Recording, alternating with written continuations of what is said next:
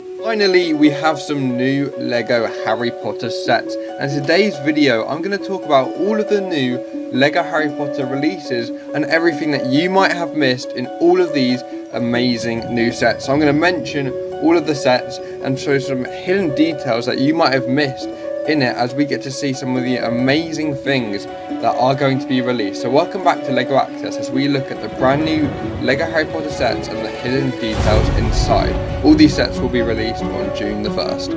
The first set that I am going to mention is the Hogsmeade Village Visit, and this set is going to be my favourite one out of all of them, other than perhaps the Chamber of Secrets.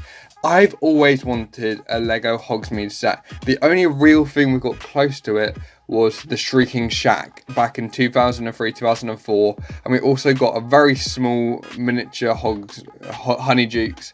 That really wasn't it. It didn't represent it from the film, didn't represent it well. But the Hogsmeade that they've made here have represented it really, really well. We've got the 3 broomsticks and we've got Honeydukes. Now, the major issue that I have with this is that we still haven't got a new LEGO Shrieking Shack. Now, maybe this will be a different set, but seeing as this set here is based on mostly on the Prisoner of Azkaban, I would have expected to get a Shrieking Shack, and I hope that later on we do get a Shrieking Shack with Lupin, Peter Pettigrew, Sirius Black, and maybe even Snape and a Whomping Willow in front of it, maybe.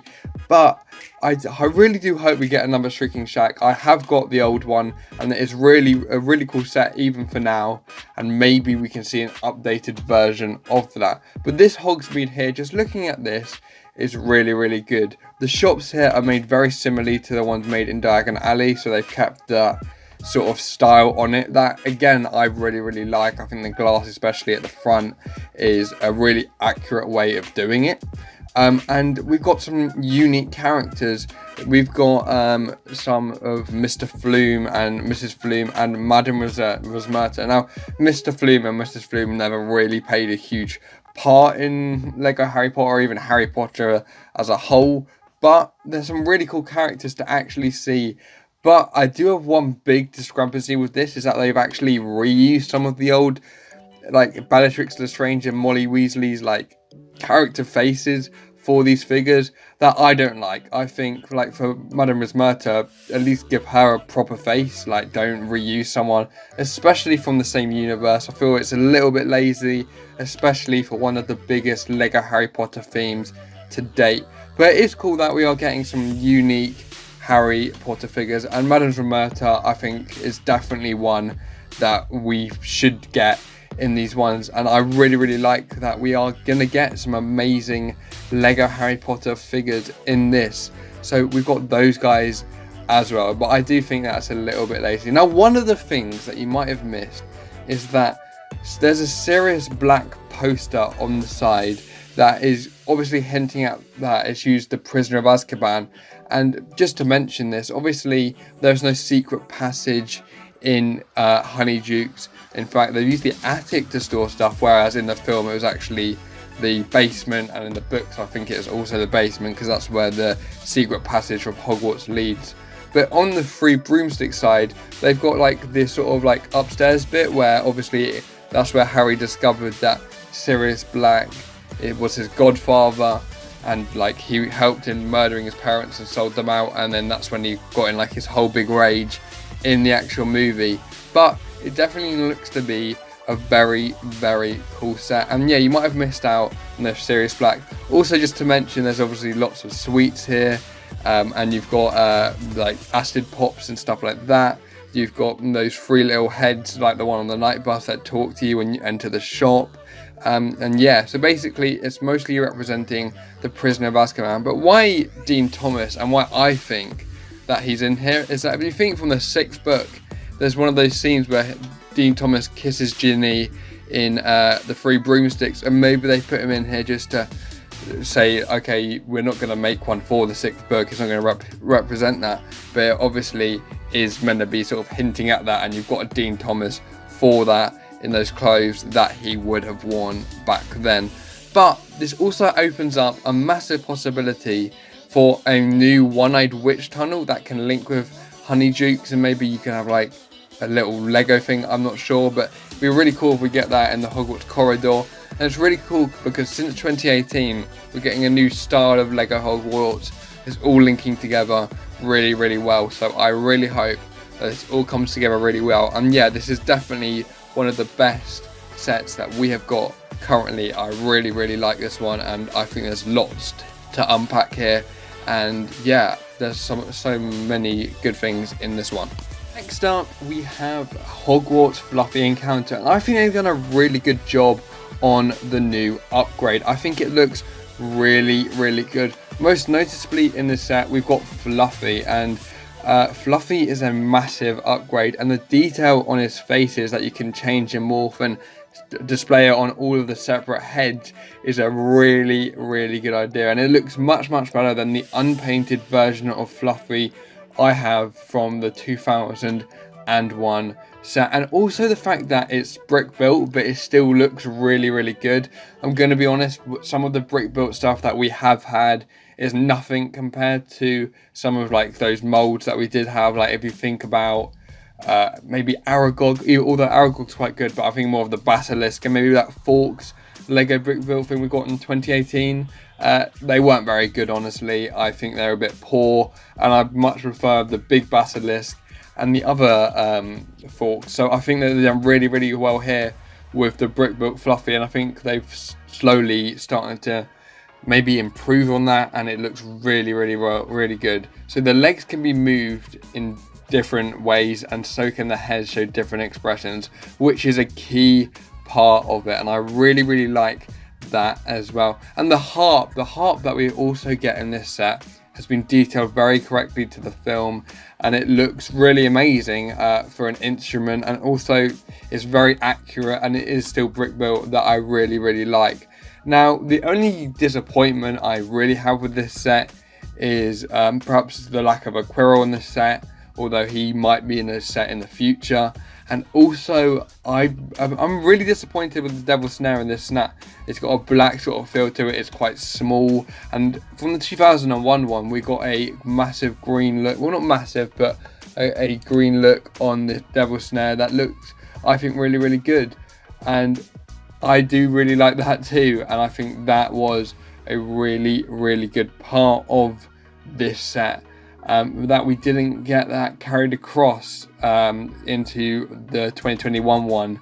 So the 2001 one I would still say is better in that department. I like the characters, they're all a little bit similar to all the ones we've got, but that's expected with Harry, Ron and Hermione. Apart from that, the original obviously had stairs going down that Lego sort of removed. They don't really like doing that now.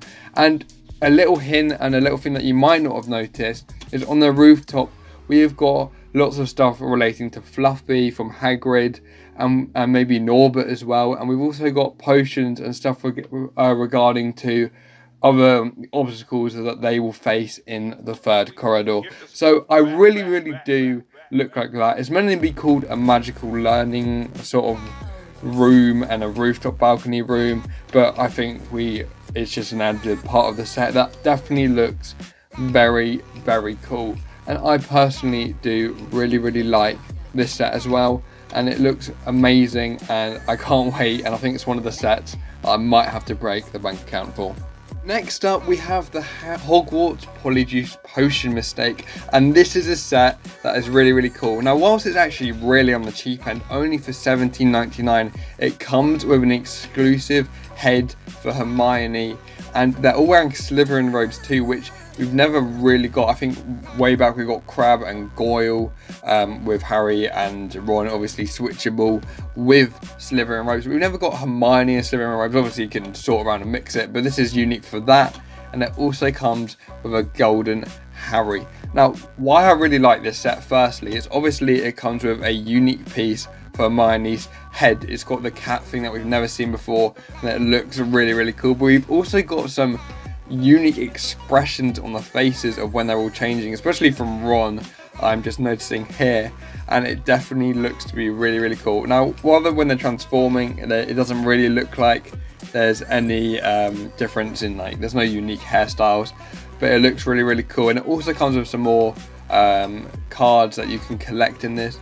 Now the sinks look really good. I think they're still using that sort of piece there. It's not brick built, and I think that piece still works really well. And obviously the toilet it looks to be good as well, and I think that is a key part of the set. Now just looking down in the set, I think the potions look very accurate to what we've seen before. It's not really much of a change.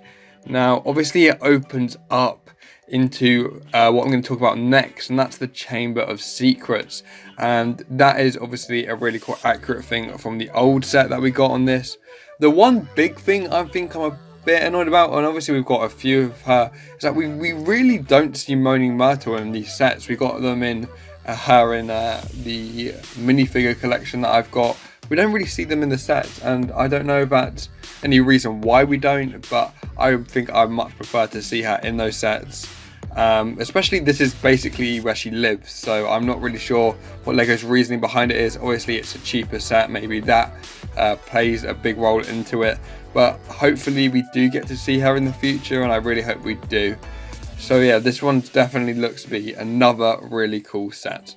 Now, the biggest set that we are talking about is the Chamber of Secrets, and it personally to me looks mostly very cool. So leading on from the bathroom, we have the Chamber of Secrets. Now one of the biggest sets that we've got, it includes many key characters and figures. So we've got Justin Finch-Fletchley, a unique character who has never been done before, and we've also got Professor Sinistra, who I personally find really cool to add into this set. Sort of similar to Lucien Bowl in the Quidditch set.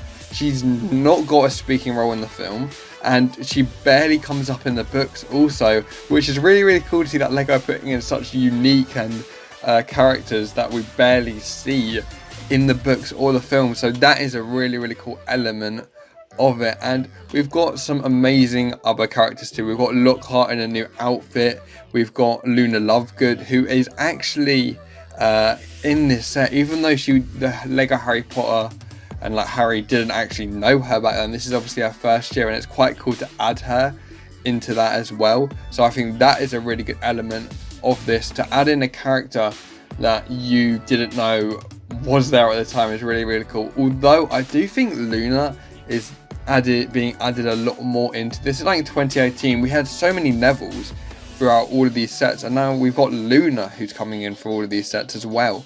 So it's really cool to see that we have Luna, but I don't know if she's being put into the sets too much. So it takes away from like her being like a unique figure. She's almost been in as many sets as even Harry, Ron and Hermione, but she's been in quite a few. I think she's actually been in more than Neville as well. And we've got Ginny Weasley, who was obviously a massive part in the set. It would have been cool if they could have made a new face mold or a new hairstyle or something different from this. That would have been really cool. And we've also got Nearly Headless Nick, who is actually a glow-in-the-dark figure. So that is a really cool one. Sort of linking back to when Snape's head was glow-in-the-dark. It's really cool to see that we have got a Nearly Headless Nick glow-in-the-dark for the anniversary stuff. We've got the Cornish Pixies that I really like. This is one of my favourite parts of the set, to get a unique creature in this that also look very accurate, and you can see that their childish evil features from the actual set. I think that one has been perfectly recreated, and obviously Dumbledore's sort of matching up with what he wore in the first two films. That again is linking back to 2001 and is a very cool added part. The only things that I don't like from the characters is, personally for me, maybe Luna shouldn't be in the set, but Tom Riddle looks really good. His character face and all that I always think are really accurate, but I don't really know why they decided to strip away the black robes going all the way down, and it doesn't look to me that it transforms onto the back. So hopefully they would change that for the actual thing. When I saw this first, it didn't look particularly good. I don't know if they want to go for something different to make it more unique, but again, I don't really think you need to do that. But it definitely does look to be a very cool set of characters that we have got.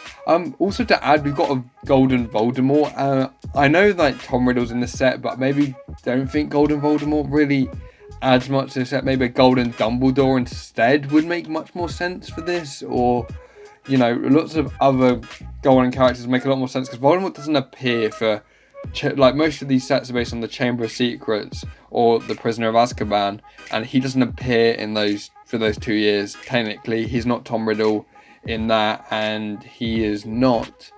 Sirius Black is sort of the main villain in Prisoner of Azkaban, so I don't think it really makes sense for Voldemort to be in these sets. Maybe Quirrell would have made a whole of a lot more sense than Voldemort in this set. But let's talk about the Basilisk. Now, one of the major problems with this set I found is that the Chamber of Secrets is very, very scaled down compared to the 2002 one.